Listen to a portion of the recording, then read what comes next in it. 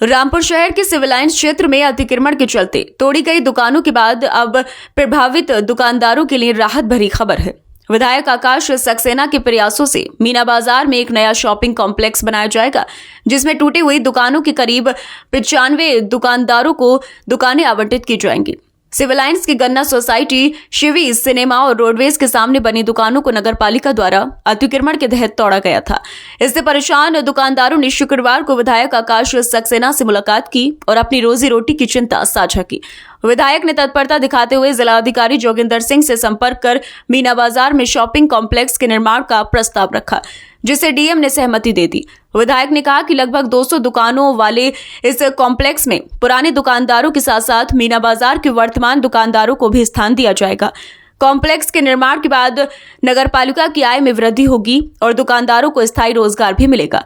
विधायक ने यह भी सुझाव दिया कि यदि कार्य समय पर पूरा हो जाए तो सितंबर में प्रधानमंत्री नरेंद्र मोदी के जन्मदिन और विश्वकर्मा जयंती पर दुकानदारों को नई दुकानों में शिफ्ट किया जा सकता है।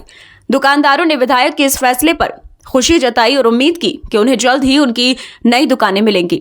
सभी ने मांग की है कि कॉम्प्लेक्स का निर्माण कार्य शीघ्र शुरू कराया जाए ताकि वे फिर से अपने व्यवसाय में लग सकें। हमारे जो अपने शहर के जो आज दुकानदार जितने आए हैं, चाहे वो किंग सोसाइटी वाले हों, शिवी के सामने हों, रोडवेज के पुराने रोडवेज के सामने हों, या बैंक ऑफ बड़ौदा वाली रोड में, या इसके अलावा कहीं भी जो दुकानों के अंदर जो सब अपने कारोबार कर रहे थे, सबसे आज पूरी वार्ता हुई।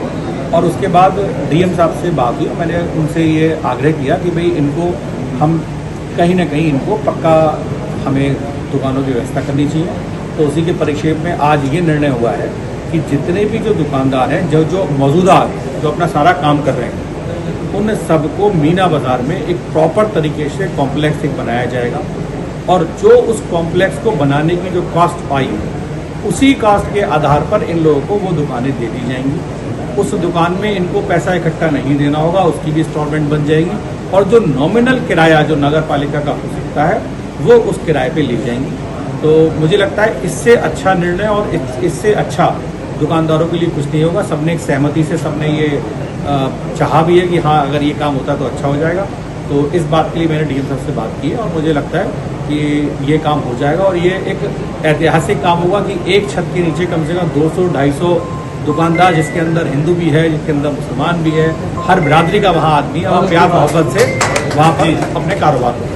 बचपन से आप ये अपने शहर को देखते हुए आ रहे हैं, आज ही शहर के कुछ लोग जो हैं दुकानों या कारोबार उजड़ गए, उनको क्या आश्वासन दिया है? देखिए क्या होता है, जब शहर का विकास हो रहा होता है तो चीज़ों का थोड़ा सा, इसको उजाड़ना नहीं कहते। देखिए जब चीज़ें अब आप देख रहे हो लगातार अगर हम देखें तो सड़क पर ट्रैफिक बढ़ता जा रहा है, सड़कें वही हैं, गाड़ियाँ बढ़ती जा रही हैं, तो कहीं ना कहीं तो प्रॉब्लम लोगों को भी आती है। लेकिन हमारी जिम्मेदारी, जो सड़क पे जो चल रहा है हमारी जिम्मेदारी उसकी भी है, और जो सड़क पर कारोबार कर रहा है उसकी भी जिम्मेदारी हमारी है। तो हम अपनी दोनों जिम्मेदारियों को निभाते हुए सड़कों को चौड़ा करने का काम कर रहे हैं, और जो सड़कों को जो दुकानदार जो है उनको भी हम बचाने का काम कर रहे हैं। हमारी सरकार की प्राथमिकता है। और खासकर मेरे लिए रामपुर, क्योंकि मैं तो खुद यहाँ बचपन में बहुत सारे यहाँ ऐसे लोग हैं जहाँ मैं खुद हर दुकान पे स्कूटर से जब घूमते थे, सब जाते थे, तो मुझे तो यहाँ का सब पता है।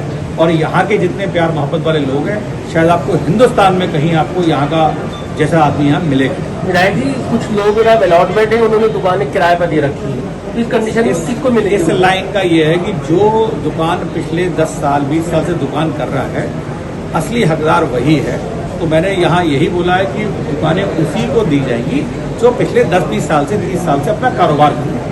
ये कॉम्प्लेक्स कब तक तैयार हो जाएगा? अभी ये आज ही मैंने सबसे डीएम साहब के सामने बात की है। सबके हम कागज सबके बनवाएंगे, सबका एक एफिडेविट लगवाएंगे, ताकि ये रहे कि कहीं ऐसा ना हो कि एक परिवार के नाम 10 दुकानें, कोई कहेगी साहब मेरी 10 दुकानें थी।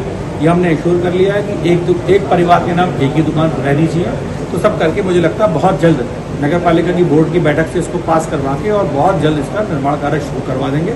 और ये एक बहुत ऐतिहासिक होगा, क्योंकि सब देखो कारीगर हैं ये, और कारीगर जो होते हैं वो आपने देखा होगा नरेंद्र मोदी जी, प्रधानमंत्री जी का एक विज़न है, विश्वकर्मा भगवान को आप देखते होंगे, वो जो होते हैं वो कारीगरी के ही भगवान हैं। तो हम तो चाहेंगे कि प्रधानमंत्री जी के जन्मदिन है 17 सितंबर को, उससे पहले हर आदमी अपनी दुकानों में शिफ्ट होकर और कम से कम प्रधानमंत्री जी को धन्यवाद प्रेषित करें। जो आज उनकी वजह से सबको दुकानें नाम से कॉम्प्लेक्स अब वो सब आगे बोर्ड की बैठक में तय हिंदू करेंगे। मुस्लिम जो रिवायत है जो चली आ रही है उसको किस तरीके से आप और आगे मजबूत रखेंगे? देखिए ये हिंदू मुस्लिम एकता के लिए, गंगा जमुनी तहजीब के लिए हमारा रामपुर जाना जाता है और ये उसी का एक पार्ट है। इसमें सब दुकानदार हैं, हिंदू भी हैं, मुस्लिम भाई भी हैं, तो सबको जिस तरीके से दे रहे हैं हम दुकानों, तो मैं तो ये कहूँगा कि जैसे अपना हमारा राम रहीम पुल है, तो हम उसको राम रहीम मार्केट के नाम से भी अगर जाना जाएगा तो उनको भी बड़ा अच्छा लगेगा। अच्छा, कुछ लोगों ने इसमें मतलब अपनी सियासत चमकाने के लिए कूदे पड़े थे और ऐसा माहौल पैदा कर दिया कि जिसको प्रशासन ने ये कार्रवाई करना पड़ी। दुख तो इस बात का है ना कि ये करने से भी उनकी सियासत नहीं चमक पाती।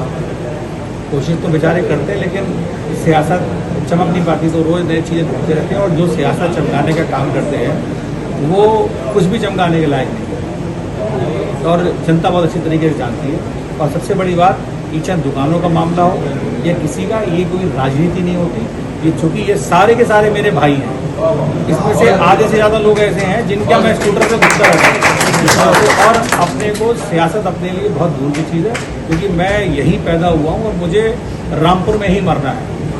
तो मैं तो ये चाहता हूँ कि मैं जिस जीवन में मैंने जहाँ जन्म लिया, मृत्यु सबकी होती है, तो मैं तो ये चाहता हूँ कि मैं अपने रामपुर वासियों के लिए वो कर जाऊँ जिसमें वो कभी आज तक किसी ने नहीं।